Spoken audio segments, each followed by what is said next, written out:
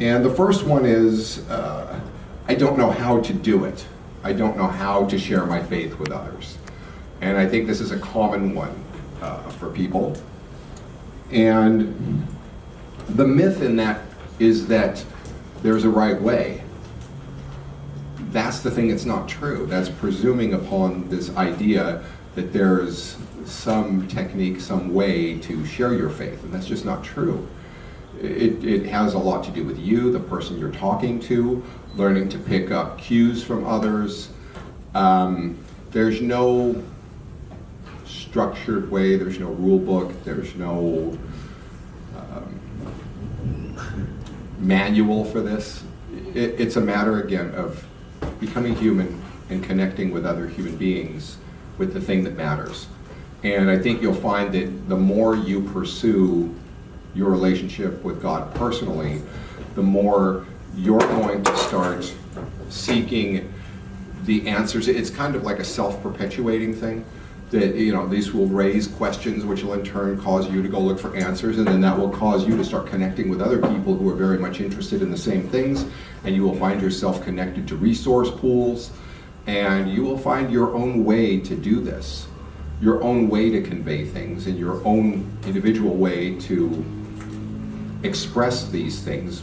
The things themselves are not negotiable or opinion. They're solid, they're true for everybody, but how you're going to take it and present it to somebody and express it is very much individual. And everybody does this and learns this who does it through failing when they're learning. This is, there was a book my son read called Hillbilly Elegy, and it was about this young man who grew up in a very poor Appalachian community, and it kind of talks about his movement into ending up being a Yale graduate. But he was saying there were so many things that when he joined, I think it was the Marine Corps, that they taught him.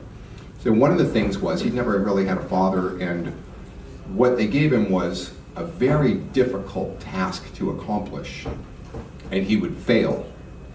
But then there was this respected figure who told him, get back up, and gave him another chance to do it again, and again, and again, until he finally got it and could do it.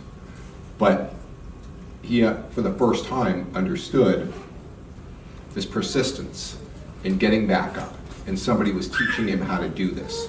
And I think much is the same true here. It's the persistence of not giving up when you make mistakes, when you've offended somebody, when you've not spoken when you should, whatever, of just getting back up and learning this and expecting there will be failures. You will fall short. You won't be able to do things really right the first time.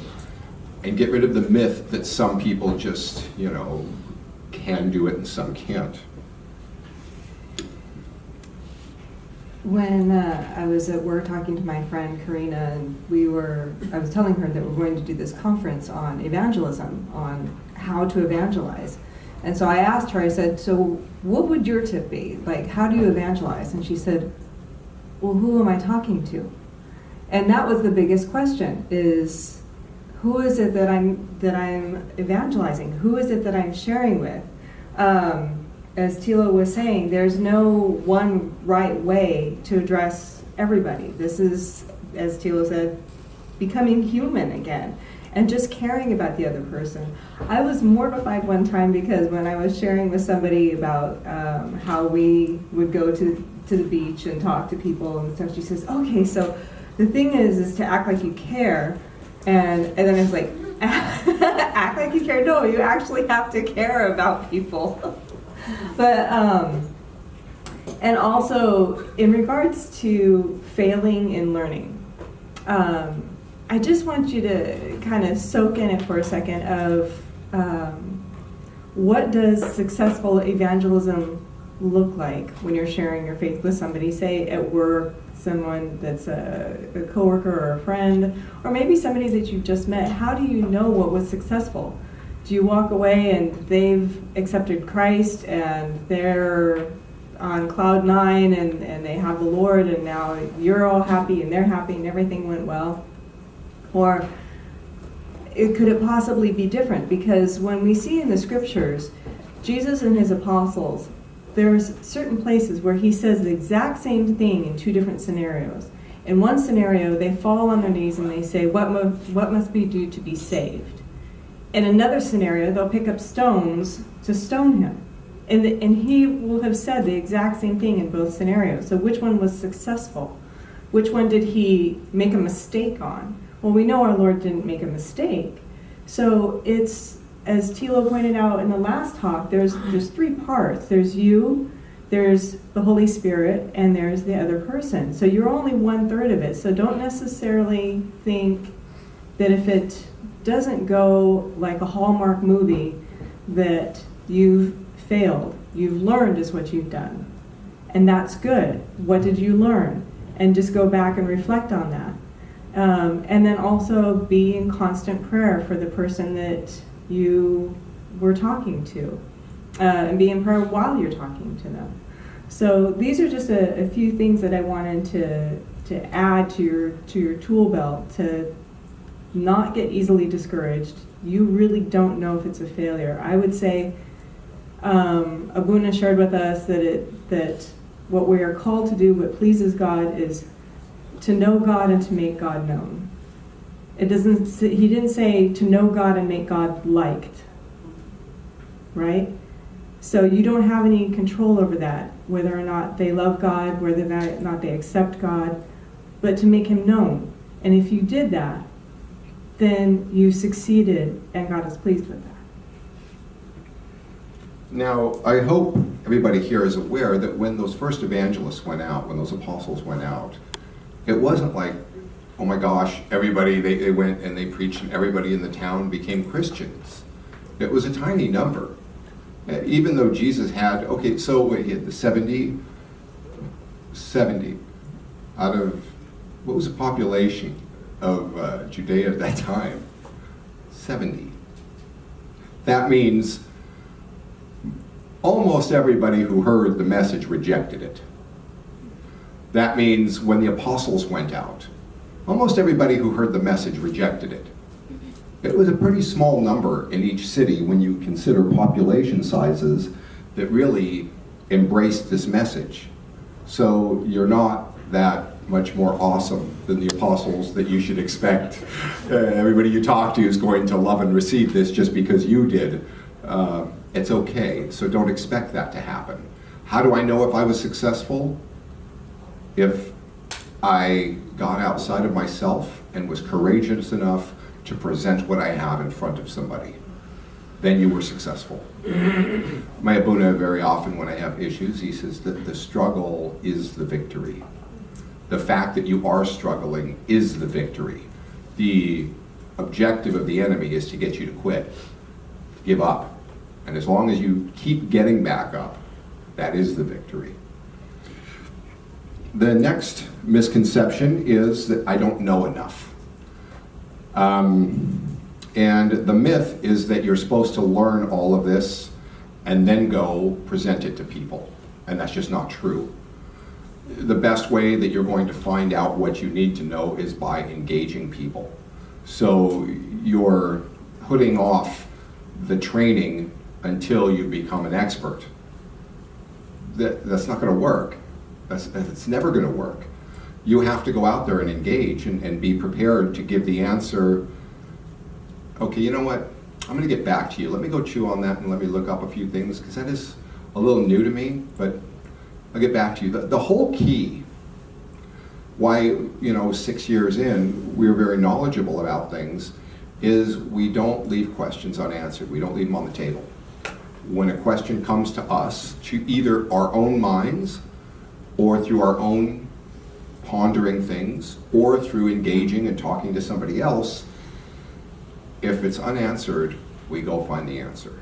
And that's all you have to do, is just every time a question comes to you directly or through others or in your own thoughts, don't go, that's interesting. Yeah, I guess I don't know. No, like we have Google today. You don't have to go to the library and sort through and find the book, and you can Google it. It's at your fingertips.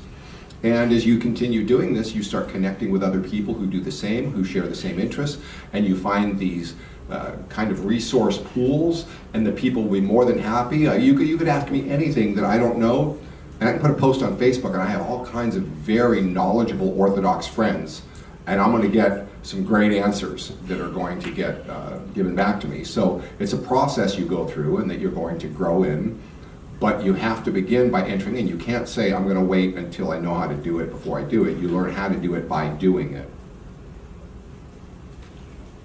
How do you know, like, it's right or wrong when you post something on Facebook how do you know it's right or wrong? Oh, whether the answer you're given when you're looking? Okay, so you start to learn sources, and you start to learn reliable sources and consensus sources. So I'm looking for an answer to a specific question. I'm not just going to find one answer and say, okay, I'm done. I'm going to look at a few different places, a few different sources with answers from different people. And sometimes I might do a search in a way that's going to give me the challenging answer, the answer against the answer I'm getting. So by wording it a certain way in a search,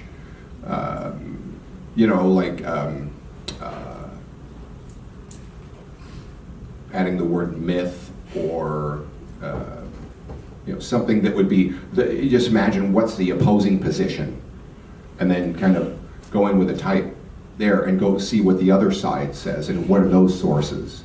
And then you'll start to learn, okay, look, there are several different answers from different Orthodox churches, and they're all saying the exact same thing. And these are all very highly educated scholars that I'm looking at. So this is the mainstream Orthodox position, because keep in mind, that's what you're really looking to present, is a mainstream position, not a fringe position. The mainstream Orthodox position, and in some cases, Coptic. So depending on, and this is a process you're going to go through to learn how to sort through and find them, and then you'll start finding some go-to sources, and I've got like a couple little notes on my phone, like when somebody wants to know about early Christian worship. Did it look like what I'm seeing in American churches? Did it look like this liturgical? What was it? And there's this page called Liturgica. Well, once I've got that link, it's in my phone, Liturgica. This is everything you ever want to know about the development of the liturgy by very, very well-known scholars. And it goes from Judaism through the early Christian church development of how the liturgy came and what its roots were in the early church and in Judaism before it. So now I've got this resource. Now I may have to go back to it and reference it from time to time. If I'm going to just give a direct answer to somebody, then kind of be able to disseminate it in my own words as I'm sitting down with somebody, which I can. Or if they are more of a scholarly inquiry, I'll give them the link and say, here, go look, there are a number of pages on this site that deal with different aspects of it. You're going to find really good to answer that. And I've actually got somebody who's asking me that, and I sent them the links to it. Okay, the next one, I'm not social enough, and I just don't have the social skills. Well, the myth is that the fundamental thing that's going to make you able to do this are good social skills or being a social person. That's just not true. There are a lot of factors at play in being able to go out and share your faith. And there are some parts that you're going to have to learn. One thing I found in the Orthodox Church that it's very good at is brutally laying me bare before God and exposing me to myself.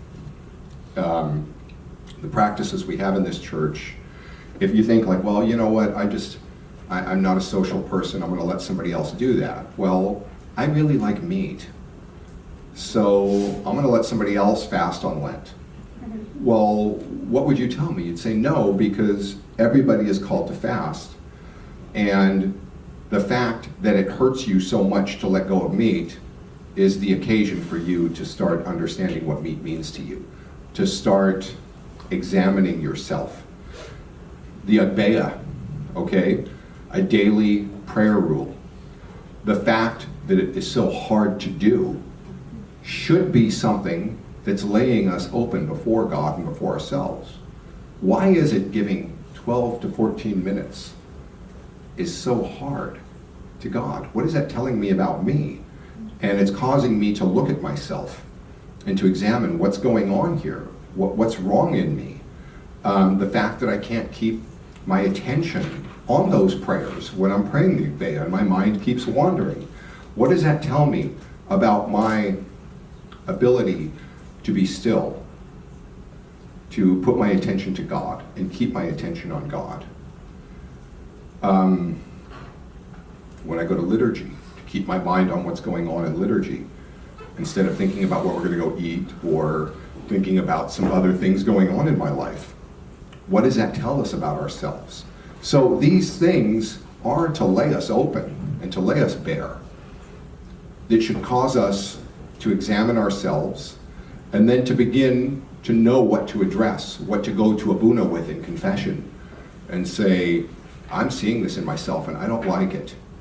And him helping us to get through these things. Just struggle. Again, the struggle is the victory.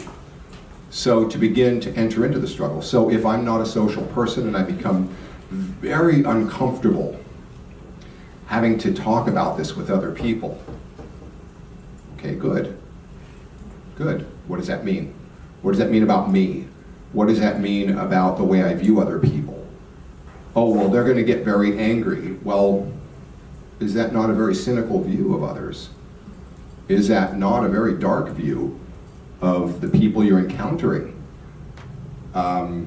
In some cases it may be true, in some others not, but you won't know if you don't do it. You're automatically ascribing to them something that's really not that good. It's kind of dark. So I would just encourage in everything, the church is brilliant in this.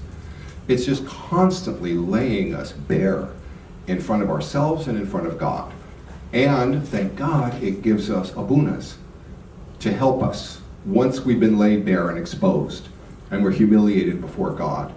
Help me to clothe myself because I'm naked now. Help me to put on the proper garments. Help me to struggle through this. How do I address and change this? And just as fasting is not optional, there are different levels of fasting for different people. Well, sharing your faith is not optional either. There are just different levels for different people. But everybody should be moving out of their comfort into their discomfort and then examining that discomfort and asking, why is this not comfortable? What is it that's going on? And to begin struggling and overcoming it. And I promise you, you'll get stronger at it, you'll get better at it, just like with everything else in our spiritual lives. But these very same things that are descriptive in exposing us to ourselves are also prescriptive. They're also the cure for the thing we find to be wrong in the first place. So just as fasting, when Lent begins, exposes to us how important these various things we're cutting out, how important they were. And really, I find anyway, it's humiliating to realize what level certain things played in my life when Lent begins. It's horrible. I'm utterly embarrassed in myself. But as I work my way through it, there should come a point where it starts to become prescriptive and starts to become the cure for the problem. Which is, because now with having this exposed, I'm turning to God and I'm repenting and I'm trying to fill myself with something else from God. And then over time, this other thing that starts filling me will start to move me into a new place. And the thing that I cut off to expose me is now actually becoming this idol that's dying, and the cure for my condition was to kill that idol. So even though it hurts to kill the idol, killing it was what I needed to do. So this is all a process, and I just want you to think of this as this is normal Christian life. This isn't an optional thing that the Americans do. You realize we're Copts. We evangelize North Africa. We evangelize Ireland, right? We are the ones who did this. We went out and evangelized all over the place. We had people coming from all over Europe to debate the greatest scholar of the day, the first Christian that actually philosophers came to debate in Origen. They came to Alexandria because he was the first one. And this is our history. I understand why we haven't done it in a long time. It makes sense.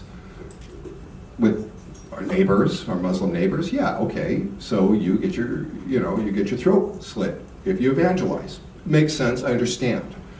So they have a good reason why they weren't evangelizing anymore. But you're here. This is you now, this isn't them. And you don't have that. Nobody, the worst persecution you're going to suffer is somebody getting mad at you. That's as much as you're going to, as much discomfort as you're going to experience. So understand, this is in our history. This is Coptic history, is evangelism. But it was just something that was dormant for obvious reasons that now we've got to bring back. So I'm going to recap the last two. You need to, the myth is you need to know how to do it before you do it, and next myth was good social skills are the key. And I'm going to kind of step on Thilo here on the next one a little bit because they all kind of go together. But when Thilo and I got together, I was in the midst of something of a familial mess. And I did not know how to confront. And I told Thilo, I said, I'm not like you. I'm not good at confronting, and I don't like confronting. And Thilo told me, he says, I hate confronting. And I was so shocked. He said, no, I hate it. It makes me sick to my stomach. And I said, yeah, it makes me sick to my stomach too. And he says, and I get nervous and my palms sweat. And he says, I absolutely would rather do anything else than confront. And I was so shocked because he was so good at it. And, yeah, hard to believe, right? Yeah, if you've talked to me at all, you.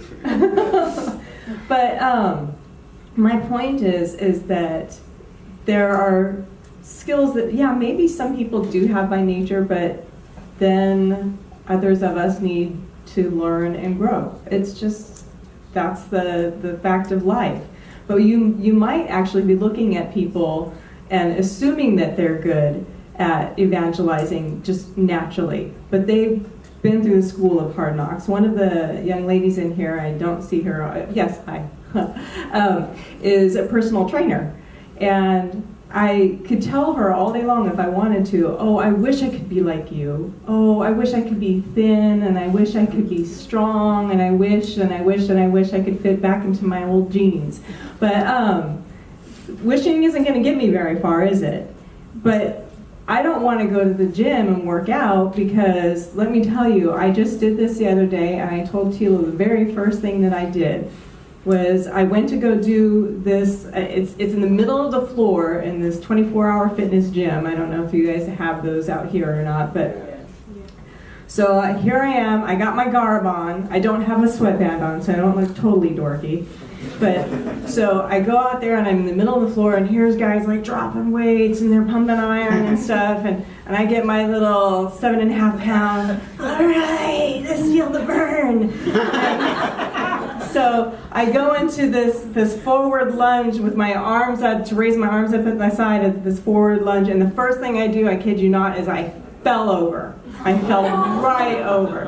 And it wasn't a graceful like, oh, I just fell. I did the arm waving and I just went right over.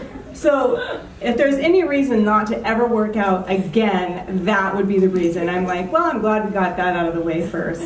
What is my point in this? My point is that yes, these things will happen. Yes, I can look at her and I can just say, wow, she's a master. I wish I could be like that. Well, I could, but it's going to take some falling over, right? It's going to take some work. It's going to take some strengthening. These skills of sharing our faith and evangelizing, we're going to do that a little bit.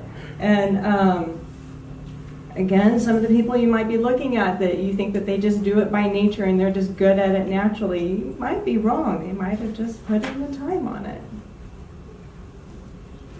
And so the fear of embarrassment, if I share, is based upon this presumption that some people just do it by nature and aren't embarrassed and it's not awkward for them.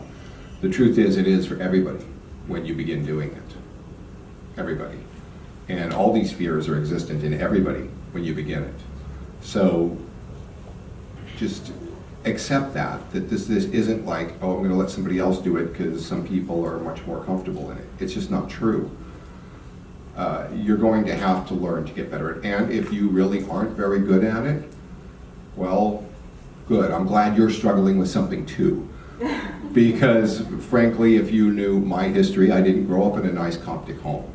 I grew up in a very dysfunctional home with some really bad things I understand that happened. I don't even remember my childhood. And many years of addiction issues. So I have huge struggles you don't know about. I'm not giving up either. I'm going to keep pushing. And so, yeah, so if this is the hard one for you, okay, I'm with you. Like, I know this church constantly puts us in these uncomfortable positions where we have to do things we don't like. I feel you. But this is how you learn, and this is how I'm learning how to be a cop, is by falling and going back. Going to Abuna and saying, I feel like a broken record. Every time I come back here, it's the same story.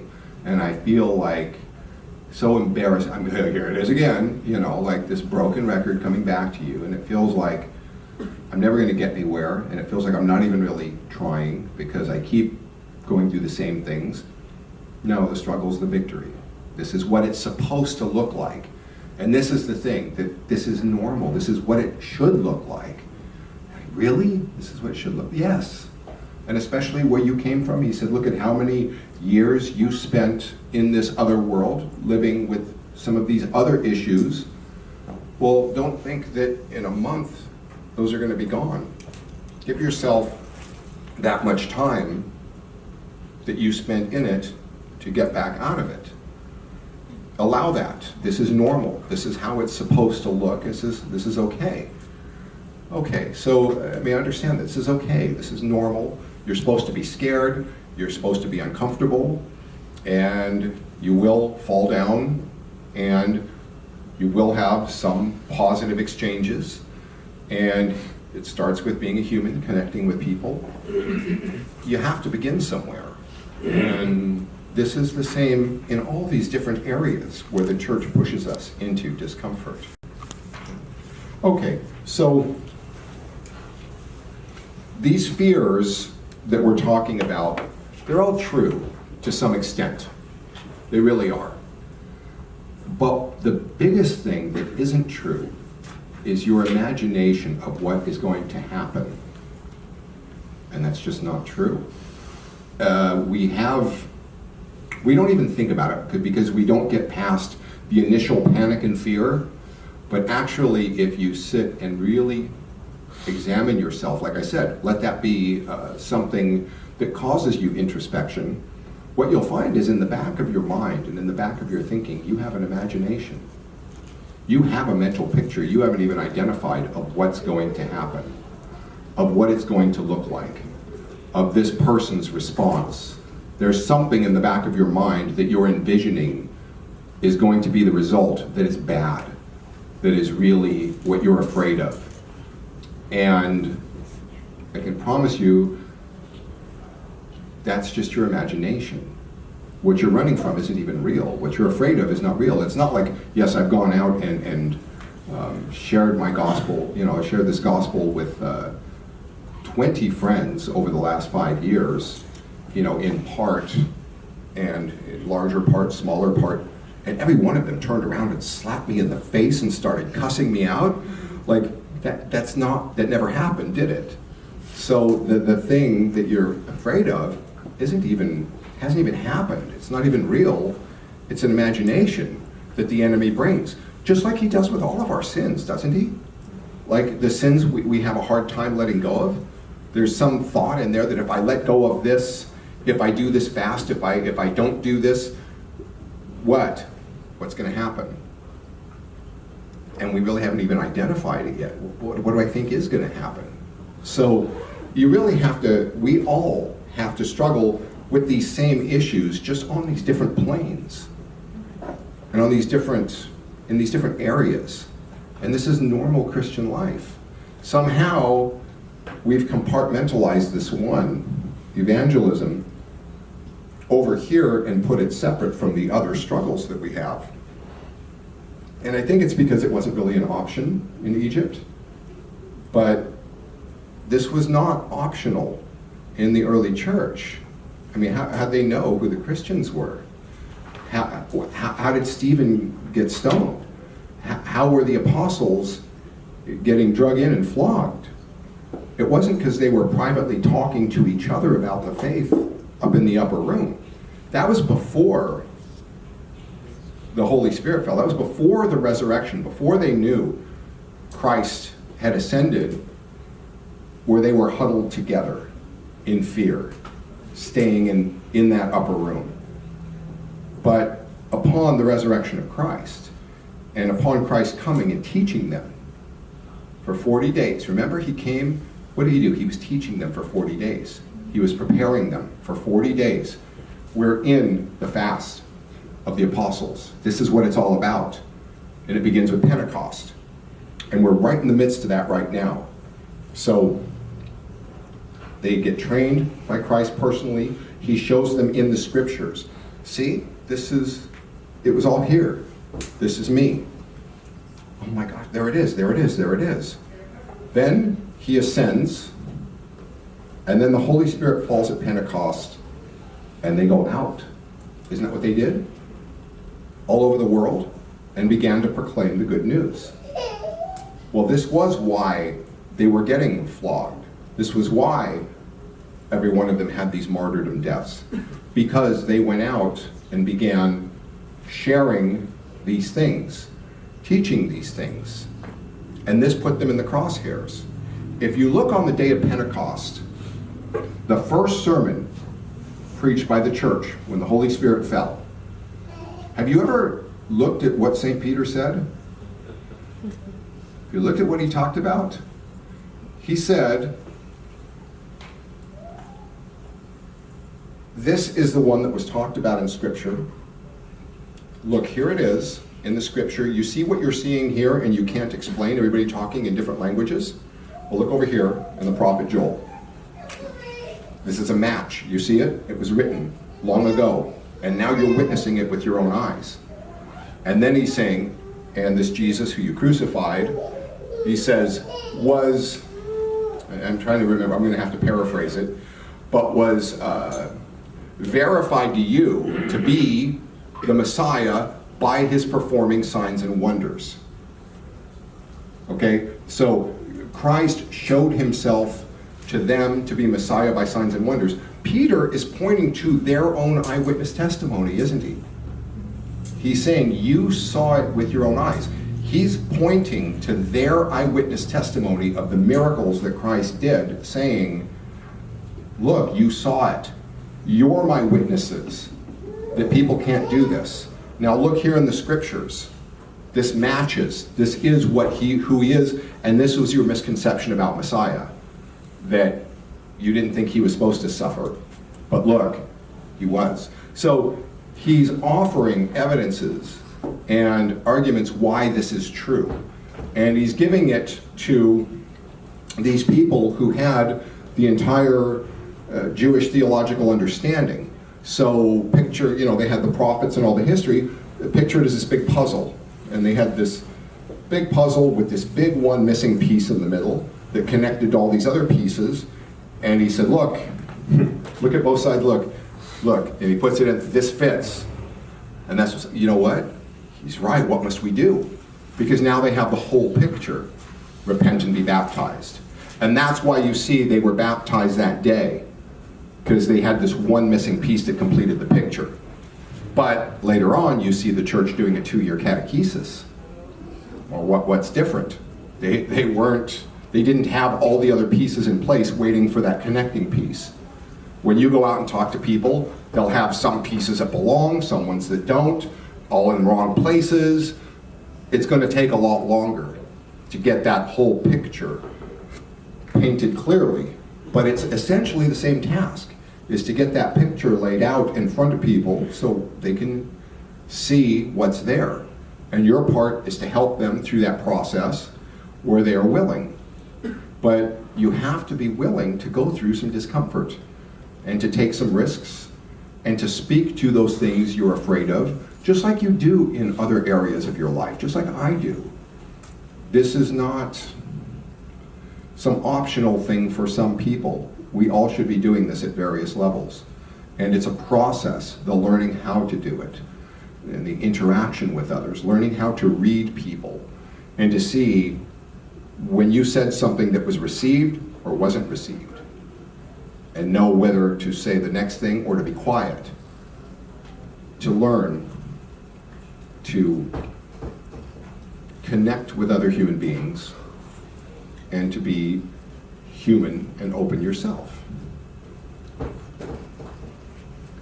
So now we have about 15 minutes for questions. I'd like to keep the questions kind of more related to the sharing of your faith rather than other questions. We can, any other time when we're out eating, whatever, any of those. But right now I'd kind of like to try and keep it a little on topic as far as how do I go about sharing this? How do I go?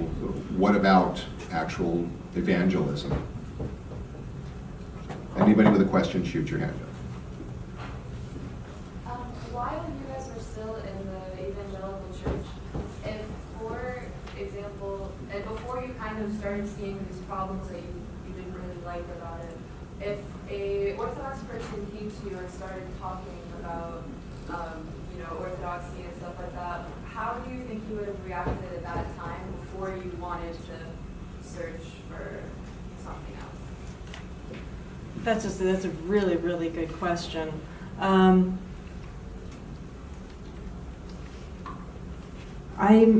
not sure. I know that I would have had a negative response internally. I don't know that I would have externally, but because of all the problems that I said that we had, like with the Roman Catholic Church and all the things that are similar to it, but I probably would have done exactly what our now daughter-in-law did. I probably would have peppered you with questions, and what about the ever virginity of Mary, and what about the fact that she, that Jesus had brothers and sisters, and all of these questions. That's most likely how I would have received it, is with a barrage of questions. Most of us, as a matter of fact, there's this whole thing in brain science that talks about the inability to accept new contradictory information. It's really fascinating. Unless you're disturbed. Yeah, it disturbs your brain, and you can't do that. But you actually can through a process. So I think the first thing is, of course, it's going to be jarring. So the first thing is when we say, well, if somebody would have, well, who? If I'm walking down the street and somebody says, hey, your beliefs are wrong and this is, or is this somebody I know casually? Is this somebody I have a friendship with? Is this a customer in a business relationship? What's the context in which this person is asking me? That's why I say that you have connections with people that I'll never have. You have relationships with people. Now, if it's somebody I have a relationship with and respect, there were a number of people who were affected by our conversion and asked questions, and our now daughter-in-law is one of them, because of the place of respect we had with them as being people who are very sound intellectually and who are very well studied. And I thought pretty obviously this stuff was heretical. And you guys are among the most knowledgeable to tell me that. How did you buy into this? What did you find? What did you, So the person is going to be much more open to hearing it from us because we have an established respect with them. So this is why I'm saying your connections you already have with people are kind of the pathways to them as people that are going to give you their ear in a way that a stranger on the street isn't going to have their ear. So how would I respond? It kind of depends on who would have said it. There were some people that I'd already written off as their opinions are ridiculous because they're based on goosebumps, and I would have dismissed whatever they said. There were other people who I found to be very careful and never to say anything overstated or loosely that, okay, then I'm going to start peppering them with questions and challenges if they present it to me, because I actually respect them enough to pepper them with questions and challenges without dismissing them. So it all depends on who. So I know you mentioned several times about kind of delving more into the church by having somebody ask you a question and then you kind of try and find a response. But as far as kind of just starting the journey to gaining more knowledge, is there recommendations of a place where you'd start other than that? Like books or sermons or? Okay, sure. So I think the most central point is probably the resurrection of Christ. I can connect everything before and since to that one event. And everything on his affirmation of the Old Testament and the prophets connected to, I mean, if he's raised from the dead and he says, yes, you know, the Old Testament and the prophets are from God, well, that's a settled matter, isn't it? Unless you got somebody else raised from the dead who's going to tell me differently, then they can debate it.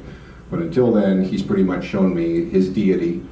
And so if he has demonstrated his deity in a way that unquestionably this is God incarnate, no human being can do these things. He's transcended space, time, matter, the physical universe. Okay, well, this isn't opinion anymore, is it? This is God talking. And so now that connects all the other dots for me back into the Old Testament, back to creation, to science. How did all this happen? Who, at least, you know, where did it come from? It connects me forward to where am I going to find the truth? Oh, he said it would be that he would send the Spirit. Well, where did he send the Spirit? He said I would just send it wherever I feel like, and good luck finding it. It's going to be the, you know, your own personal Where's Waldo? Or did he say it's going to be in these people? Listen to them. And they established communities, and they said it's here. Listen to them. So this establishes a chain, which tells me where to look for the truth, and it's in the churches that were established by the apostles. So I'd say the beginning place, the single most important, is on the resurrection of Christ as an actual, literal, historical event. What resource? I don't know if I would just throw out one resource, because it takes, I mean, that one study could take some time. There's, just to give you an example, at Harvard Law, there was a man in the 1800s named Simon Greenleaf. He was the head of Harvard Law. He's the one, you know, they say they wrote the book, no, he wrote the book on evidence in a courtroom. And he was a skeptic, not a believer. And his students challenged him to undertake this, how would this do in court, this case of the resurrection of Christ. And he began looking into it and researching it and became a very devout Christian because he said, this is provable in a courtroom. So it's just one example. I'd say not a bad resource to begin with. There's a guy named Gary Habermas, and there's a book, The Historical Jesus, that deals with it in historical terms that's very good, and it's a very good, compelling case. There are others like, you know, The Case for Christ. There are others. I would just caution you to become sharp as far as watch for theology, because most of the good apologetics resources are Protestant. And there will be sometimes theology in there, and you got to be able to spot what's theology versus what's historical fact and argumentation. Be able to parse between those. The historical Jesus, I've read it, and I cannot think of anything where he delves into theology, to my mind, that's problematic at all. It's dealing with things on a historical level. So I think that's a pretty safe resource. I think Lee Strobel's Case for Christ, I think is pretty good. I can't think offhand of any theology that's in there that might be problematic, because again, it deals with objective evidences. So I would start, the beginning place with the resurrection, whether it happened as an actual historical event, and then begin engaging, and those engagements will tell you what else you're going to need to learn, because you're going to be learning it for the sake of the person asking the question. Like Thilo was saying, that it's really good to have evidence, historical evidence for the resurrection, and just historical tracing back. Like, you don't know how strong it is, the case of that we're in Mark's church. People start saying, well, Jesus wasn't a real person, then you just then we're Matthew, Mark, Luke, John, all, were they all the apostles? Were they real? Or if they were real, then did they make up this Jesus and plant these churches and go and get executed afterwards? We have a richness in our church of history that transcends the scriptures and goes beyond the scriptures. So it gives us a way to dialogue with people without having to automatically go to the Bible. But also remember that while it's good to have these tools, the answers you're going to need are going to be directly related to the questions you get. And you don't know what the questions are that you're going to get until you're actually getting the questions. So just do the best you can with whatever tools in your tool belt, but it's just inevitably going to happen that you will be asked something that you don't know, and that's okay. I just wanted to say that I don't want to get back to where we were before of I want to know everything before I go out there. What are they going to ask? What are they going to inquire of me? Because I want to make sure I know all the answers first. You won't, and that's okay. Whoever sent the note question up, if I'll do the best I can, but it'd be better if you could ask it so I could get a little more clarity. Or are you know what? You're in a room full of cops. If you won't, if you're not comfortable enough to ask me the question here in a room full of cops, this would be a great tool to start with. Asking me this question, because I'm having trouble kind of grasping it. Thank you. Thank you. This isn't as bad as an AA meeting, right? Not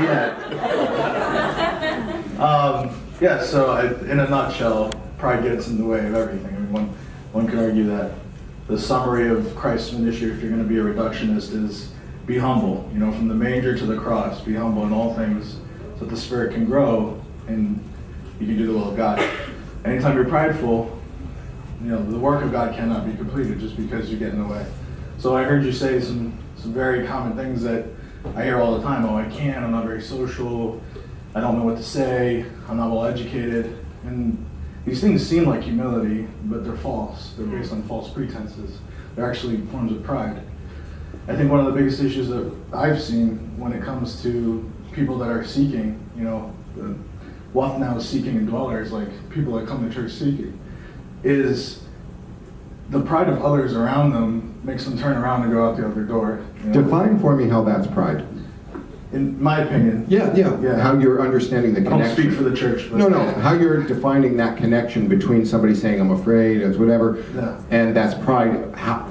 Explain it. It's the emphasis on the I, right? I'm going to have such a hard time. They are going to look at me and they're going to think I'm going to lose my friends. It's very good. Yeah. So, we think it's humility. It appears to be humility.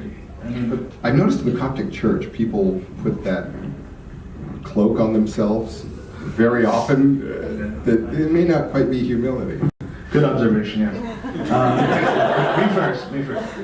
But yeah, and so the question to you was, as someone who's coming at this, having shed the cultural inhibitions that kind of keep us away from doing what we're supposed to do, what practices, how do you keep the eye in control? You're a very learned man, right? So if I was in your place, I would not be as humble as you. I'd be like, I'd walk around and tell people how to do things. But Oh, really? We'll have some one-on-one time. So I just want to know, what do you do? What do you guys do? That's all. Well, you're never going to conquer it. You're never going to get past pride. So, again, just like you accept that this is a struggle, and it's never going to be just like, oh, now it's no problem. Well, I'd say the same for pride. That's never going to reach the place where I'm not struggling with it anymore. And you accept that this is what it's supposed to look like. It is supposed to be a battle against pride. That's okay. I wouldn't go so far as to say my pride is going to stop the work of God. Even if there is pride, because aren't we all on various levels of pride? All of us. Yet God's still working through us, even abunas, God forbid, actually have a tiny bit of pride sometimes. But yet they're able to handle the sacraments. So there's a grace that's allowed by God to cover that pride, but it is something we should be looking for and struggling with. I remember hearing somebody saying one time, oh, if you make them go do that, it might wound their pride. And he said, well, that's terrible, because I didn't want to wound their pride. I was looking to kill it outright. And I think that's a great point. That, yeah, I think you'll get humbled when you begin doing this. Yes. I don't think you need to worry about getting prideful when you get very successful at it. Not when you're beginning. Don't worry about it. They'll humble you. The atheists taught me humility much more than the Christians did. They were very good at it. So maybe down the road, if you reach the point of some level of expertise, then you might have to deal with the pride question. But up front, if you start to feel like it, a few interactions and that'll end. Don't worry. Did that answer? Yes. Okay. This will just be the last question. Just Go ahead. So I don't know if anyone else struggles with this, but one of the things that is really difficult for me is, thank you, is when I want to send somebody to church, I struggle with wanting to send them to a church that's really presentable. And I often don't feel like the Coptic Church is that place. So our theology is completely sound, and I believe that with all of my heart. But I don't feel like we're the best home in every case for a lot of Americans. And I don't know if that's just me putting blinders on. That might be the answer. But I almost want to send them somewhere where they're going to get a really, the iconographic tradition is preserved, where the hymnology is preserved. I mean, our liturgy is intact, but the culture gets in the way a lot of the time, at least for me, and I feel like that's a huge barrier for a lot of my American friends. I need a clarification. Mm-hmm. I've never heard it phrased send. I've always heard it phrased take. So, Sure. Or take. well, no, there was a reason you used the word send. Send. Why was that? Because I don't go to church, is that? No, I said. Yeah, because I almost want to send them somewhere else. So the concept of take them to church doesn't really even come onto the table. Your first thought when somebody's inquiring into the faith or curious about it, your first impulse is send. Yes. Because that was my curiosity. Why that word send? I don't ever hear that word. Very good. Go ahead. I just would need more clarification on presentable. That word struck a chord in me. Sorry, we can only take the one last question. Another question is, she might understand, or she thinks that our church is not welcoming because of the cultural aspect. When you bring an American friend over, people bombard them with questions, and then I guess they make them feel uncomfortable the first few times, and then they don't want to go back. Sure. We get it. We were them. You know, the people you're worried about were them. In case you didn't notice, I don't exactly blend. So when I walked in, I was that person. And the blonde.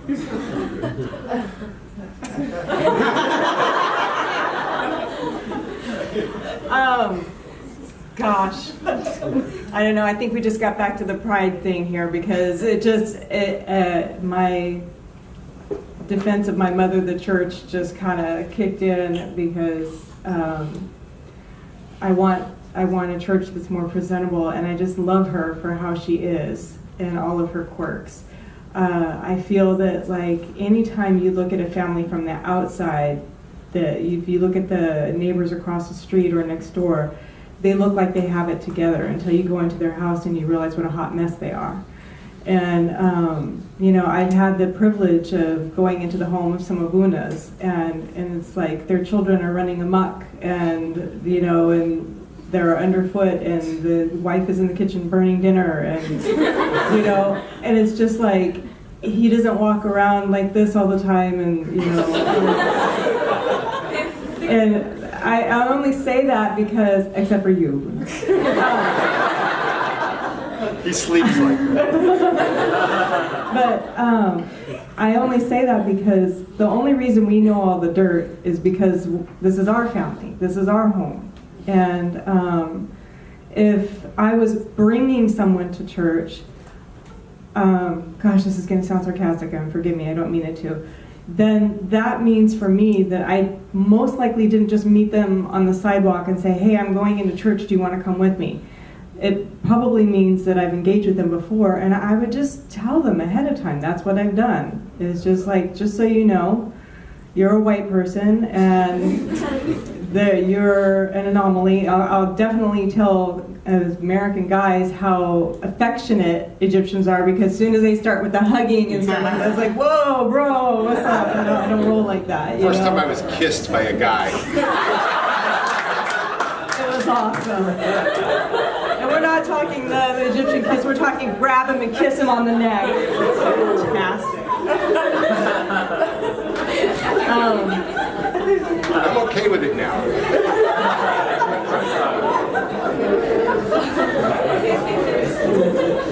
So I don't know. I really, really would love Thilo to speak to this a little bit more, because I love our church. I think she's fine the way she is. That maybe there's some things that she needs to work on a little bit and refine a little bit, but there's nothing that I can't talk to somebody ahead of time, give them a heads up, and if they don't want to come back, then if you can't get to the diamond that's covered in a little bit of dust, because it's like there's a little bit of dust and I'll get my hands dirty, then I don't know. Your home parish is that extremely fobbish and alienating. And honestly, my experience is not that they ask you a bunch of questions. They say nothing to you. They just throw you dirty looks. So there's no questions. Okay, with us it was 2-3 years before the brunt of the church would actually start greeting and talking to us. But the few individuals it did were enough. That was fine. So depending on where I'm located, where we are, I will tell them of this American Antiochian church that was an entire Protestant church that converted together. The whole church did. I mean, literally, this whole parish was a Protestant church that converted. And the pastor, seminarian, became a priest. And it's a beautiful little familial parish. So I will tell people about them and say, that might be a really nice, comfortable fit for you in this American parish. At the same time, here there are some treasures that are very unique at St. John that you're not going to see over there. But there's a cultural veil. And if you're more of the wallflower type to sit quietly, you're probably never going to make it through that veil. So maybe there are other options. Okay, we have an American parish that's Coptic, which is a nice in-between. And great place for me to send you. Maybe this is where, but I'm going to go with you and walk you through, and help you and connect you to people, and then finally return back to my parish. But this is my responsibility. So I'm going to try and plug you into what I think is best for you. I'm not a salesman. I'm not looking, Abuna doesn't have me on commission for people I bring in. Okay, you get a percentage of the tithe, So I'm really just kind of looking to see what's going to fit this person. There's somebody I'm working with right now who's the first one that is so just kind of bold and charismatic. This white guy, very white guy. And I'm like, dude, you could actually pierce this cultural veil. like we did, but I haven't met anybody else that I know that could do it. I think you'd be very much at home here. This would actually work for you. So it depends on what your home parish is, and what's nearby, and what other churches are, what are the options. So I'm looking for them.